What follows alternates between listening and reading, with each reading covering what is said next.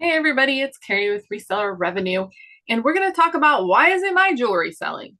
This is probably the most common question I get when I do coaching for jewelry is, well, how come yours is selling and mine's not selling? And unfortunately, there's mostly hard truths to it, but they are facts. And so I'm going to share those with you.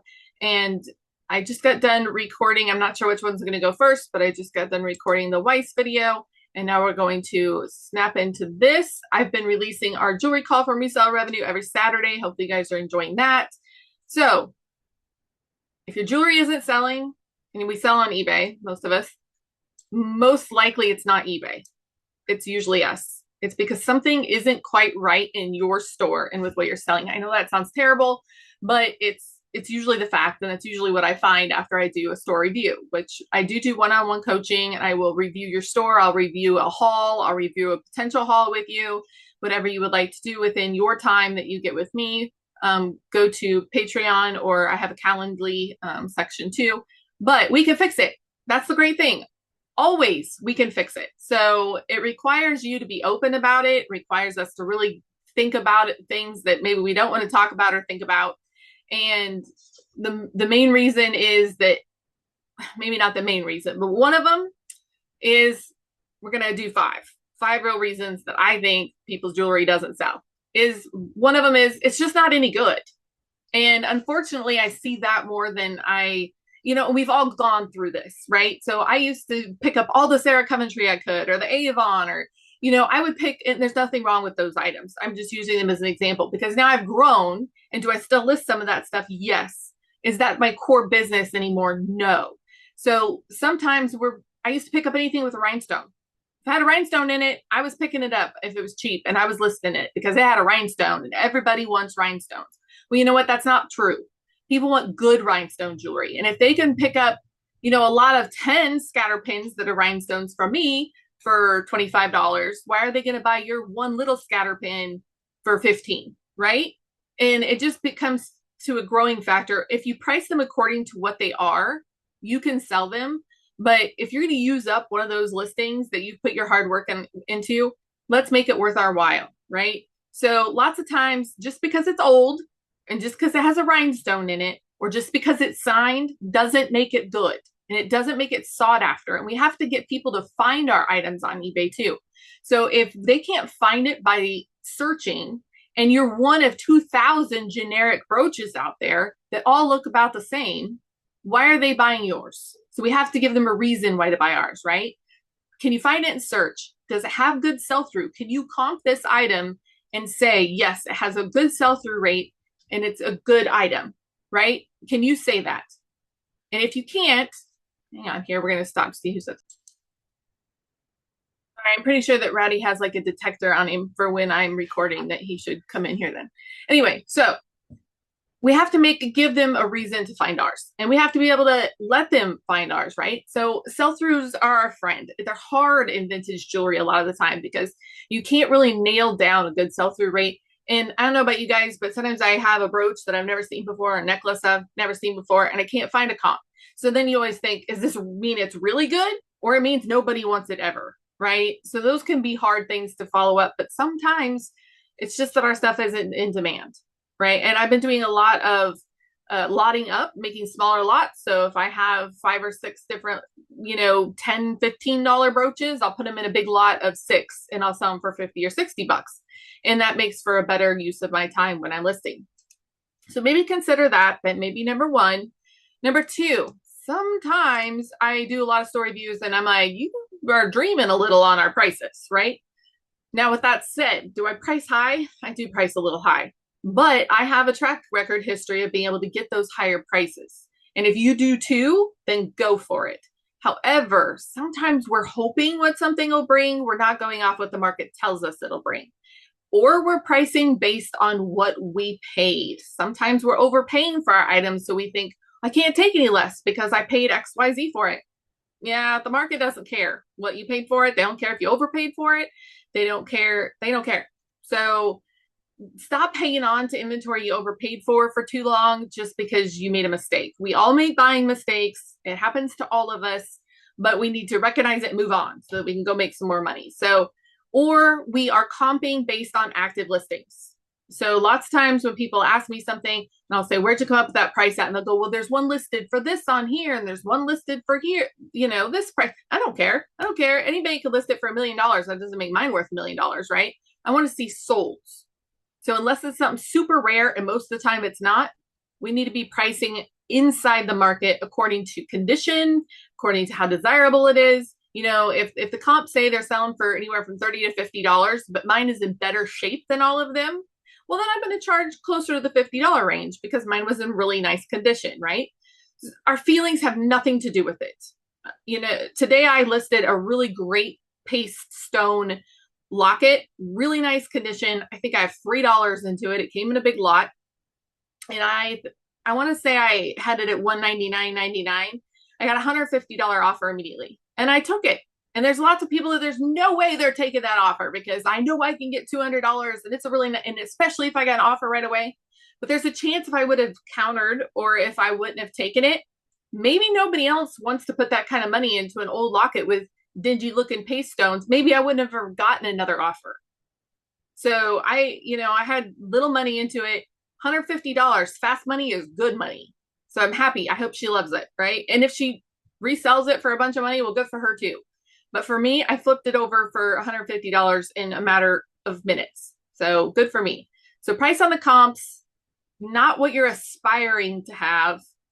They need to move, not sit. If you have no sales, it's usually not bad luck. It's usually because we're mispricing or it's not any good. So what else could it be? Now we're on number 3. Sometimes nobody's seeing your items. And that can happen for a number of reasons. A lot of times it's the titles. And I know that I get a little slack for that about how strict I am on titles. And sometimes my titles aren't very good either. But I will say that I kind of have the title figured out in the jewelry game. I really think I do. The big part of it is keywords and having them in the right order. So if we're selling a bracelet, a necklace, a ring, I want to see bracelet, necklace, ring in the front of the title, not clear at the end. So in my opinion, the first 3 to 5 words in our title make or break our sale with eBay on how people search. So if I have a vintage rhinestone necklace, but it's not signed, you better believe vintage rhinestone necklace are my first 3 words, because what are people typing in to find my item? They're not typing, wow, beautiful baguette, right? They're not typing that. They're typing vintage rhinestone necklace, vintage rhinestone brooch, or if it's signed, then I'm going to have vintage Weiss brooch, vintage Weiss necklace, vintage Weiss, whatever it is. Those first 3 to 5 words have to capture what people are typing in on eBay. And lots of times I see those first 3 to 5 words are just ridiculous. Like we have multicolor, we have spectacular, we have, those aren't, that needs to come clear at the end if you're putting it at all, right? So in my opinion, we need to have the first 3 to 5 words exactly what it is. And then color, maybe size, and where we're wearing it at. So maybe I have vintage Weiss brooch, green, and then maybe, prom, bridal, wedding, party. Maybe I have Y2K if it's something Y2K. Maybe I have, sterling silver. Maybe I have gold tone, silver tone, those things. And the very last thing is I have my size like 15 inches or whatever. It's the very last end. Quit throwing the size in the middle of the title. You're not doing yourself any favors. We're going to have a whole title structure call at some point, and I may put that on YouTube because I think titling is huge, and we're missing the boat a lot of the time on that. Photos. If your photos aren't very good, so this is part of the invisibility. People are scrolling on their phone a lot of time when they're looking for our stuff. If your item is filling that box up, but it's really far away and it's little, think how small that's showing up on people's phones. So I do the scrolling check for my own items. I will go through and I'm looking at my store on my phone. And sometimes I'm like, what is that? Well, if I'm going, what is that?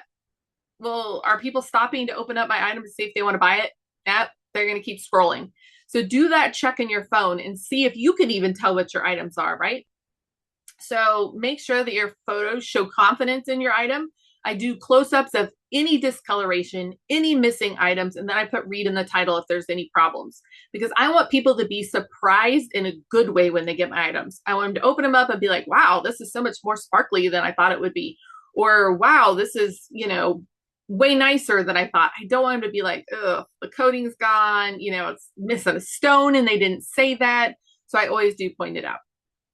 So make sure that we are building that trust with our photos, because if we show all the details, I also put a measurement in all my posts. Crystal from our group, one time I saw her in her white box, she had just it was a T-square from Home Depot or somewhere like that, right? Just, I mean, a regular construction T-square, and she keeps it in her photo box. And I thought that is excellent, because then there's no questions on how something's measuring, where we're starting the tape, especially on like bracelets, we get that question a lot. Did you include the clasp? Did you not include the clasp? Well, if it's laying there on that square, they can make their own judgment on the measurements. So I put that, I ordered one, and I have a black T-square in my light box. I do take it out when I don't need it, but I use it for every single brooch I sell, and I think it's well worth it. So thank you, Crystal, for showing me that. Close-ups, clear backgrounds. I'm not overly sold always on the, that it has to be white, but it needs to be clear and showing off the item. So many times we have like a busy pattern in the back. Well, then nobody's looking at your jewelry. They're trying to figure out what the heck's in the background. And please stop using background mover in your pictures for jewelry. It messes it up. If there's fine filigree, lots of times it'll take the centers out. And then who wants this ghost jewelry that's like floating around in the back, right? I hate that when I'm looking at it and I'm like, it's just, suspended in air jewelry. Quit doing it. Just, everybody's got a clear countertop if you don't have a fancy light box. Light boxes are cheap. The light box I use, the mini one, it was like 25 bucks. So save up, get a light box, and make them stop scrolling. That's what that first picture needs to be. It needs to stop them in their tracks, go, ooh, I need to go look at that. Number 5, and this is well, there's more than 5, I guess. I'm going to keep going because I don't want to stop at the 5th one, because I've been thinking of more, is that you're not using eBay's tools, right? And I know nobody wants to pay promoted listings. Nobody wants to pay for those extra fees. But I mean, come on, guys, we're selling in jewelry. It is saturated out there. There's a lot of jewelry sellers posting a lot of items. And if nobody's ever seen our items, then they're never going to buy them. Yes, it can happen. I know I'll get somebody go, I never promote and I sell stuff. Okay, good for you. That's awesome. When I knock mine down even 5%, my sales go in half. It's because nobody's seen them. I want people to log on to eBay, go to jewelry, and get bombarded with Plush and Much's store. I want you guys to be sick of swiping away my items because that's all you see, because eBay is pushing my listings that hard. That's what I want. So go in incognito mode, see where your listings are hitting. And if you're not able to find your items, then nobody else is either. Use the sales, use an aged inventory markdown, send out some coupons, and for goodness sakes, quit being so dang stingy with those offers. Sell your stuff, right? I also think this isn't maybe a tool that we can do, but I think the busy but you're not being profitable trap is a big issue. I know a lot of people that love sorting jewelry. I personally hate it. I don't like cleaning it. I don't like sorting it. I want it to get out the door. But if we're reorganizing constantly, you're not going to make any money. So if we're constantly fiddling with our jewelry, we're sorting it, we're shopping for it more than what we're listing, we are, making new drawers, making new bins, we're, just constantly shuffling. That's not how we make money. We make money by listing. And I think sometimes we're afraid to get to that. I don't know. I'm not sure why we don't do that. But maybe that's part of me not really liking jewelry, as far as being a jewelry enthusiast, that maybe I don't want to sit and touch it and play with it. I want it to make me money. So quit reorganizing for the 50th time. Quit making those bad, the bad where it just keeps regenerating more. Like, oh, this is a crappy bangle, so I'm going to put it aside so it can have more crappy bangles. When it has enough crappy bangles, I'll put it up for 20 bucks. Those boxes, I think that's silly. It's just a waste of space, waste of time. Get rid of them. Make that junk box sit beside you and be your friend, right? So when I'm sorting jewelry, I have that junk box ready to go. And if it's not good enough for me to list, it's going in the junk box. If they are nice and they are good, and I want to put 6 sets of earrings together, 6 brooches, 6 whatever, I will make that. But then when I'm done with that batch, or I'm done sorting for the day, anything left on that table to make a lot with, if there isn't enough of that item, goes in the junk box. It's just the way it is. So you don't make money. You only make money when it sells. So let it go if it's bad. Sometimes we got to reprice things too. Sometimes the market changes. And if we have not reflected back on our store to see if some things need repriced, you may want to do that and see what those, those numbers are telling you. So absolutely, you can fix these things. You know, we need to make the money on the buy more often. And I understand if it's already happened, we've already missed that boat. But we need to make sure that things are worth us buying. Maybe quit buying blind. I think a lot of people buy lots, so we're hoping for something good. Let's just buy stuff we know is good. Because when we start hoping things are good and then we get it and we're disappointed and it's not as good, which has happened to all of us, then we need to figure out what the heck do I do with it? And put it all in a junk box doesn't really sound all that great, right? We don't always want to put things in a junk box. But then what do? We start putting things up for 15 to 20 bucks and they weren't ever 15 to 20 bucks. And now they sit there forever and they end up selling for $8 down the road, right? Let's not do that anymore. Make sure our first photo pops and is amazing and it's great. Would you buy your own item at the price you have it listed at? Would you, if you just really liked it, would you buy that scatter pin for $20? And if you wouldn't, you need to rethink, why is anybody else wanting to buy it at 20 bucks? Have a system in place so that if it doesn't sell in a month, what are you doing with it? Are we running a sale? Are we marking down the price? Are we promoting them? What can we do to move these things along? So I think lots of people say, oh, you're maybe if this isn't selling, I need to source more, right? But maybe we need to fix what we already have first. It's the same thing with lots of things in our life. If we just worked on what we had and try to make it better instead of always looking for the next best thing, we would probably do a better job. Now, if you take a hard reflection at your store and it's just not very good, and maybe you've made a lot of mistakes, I say cut those ties, make it into as much money as you can, whether they're small lots or junk boxes. Monetize that, get them out of your store, and now moving forward, you're going to do better. Like I said, I do one-on-one calls. You can see it on the Patreon or my Facebook page how to do that. I do one-on-one coaching, or you can message me if you'd like to, or email me. Look in the about section and has all my information on how to contact me, and we can set up a time. But I'm happy to do the store review that way. If you don't want to go on Zoom because you're afraid of cameras or whatever, if you want to pay for the coaching and do it through email or whatever, or a video, I can do that too. Whatever you're comfortable with. Otherwise, it's an hour-long Zoom call. But I'll happily look at your store and go through and tell you the changes I would make. Sometimes I see my camera does that weird thing sometimes. Sometimes I get in people's store and they're like really good stuff. They just have them priced wrong. And then when we make those adjustments, all of a sudden their stuff's flying out the door. And then sometimes it's a little heartbreaking when I have to go in and be like, I would list this stuff. I would lot it up. But the good news is once we get that taken care of, make a little money on what we can on it, then we can go better moving forward. And we're not stuck anymore. Now we're moving forward. We're putting new processes in place. We're doing better pictures. We're doing better listings. Our titles are better. Our pricing's better. And you will see improvement. So I'm not lucky. I use everything I can to move everything forward all the time. And if something's not working, I try to figure out why. And I have a lot of mistakes in my store, right? But they don't stick around for 4 years. They get kicked down the road and they're done. I realize that I made a mistake. I try to monetize it. And when I can't, I take them out and I move on. And I think a lot of people need to move on and quit being so stingy with your offers. If I said that today, yeah, quit. I made somebody a really fair offer today on eBay, and they can counter offer anything they want. It's their stuff, but they countered me the same full price price.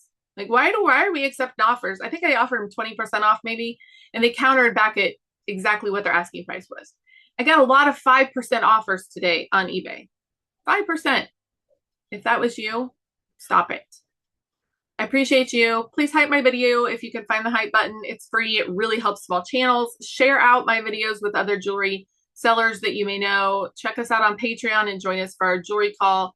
And we meet Monday through Thursday every morning for an hour to talk about reselling strategy.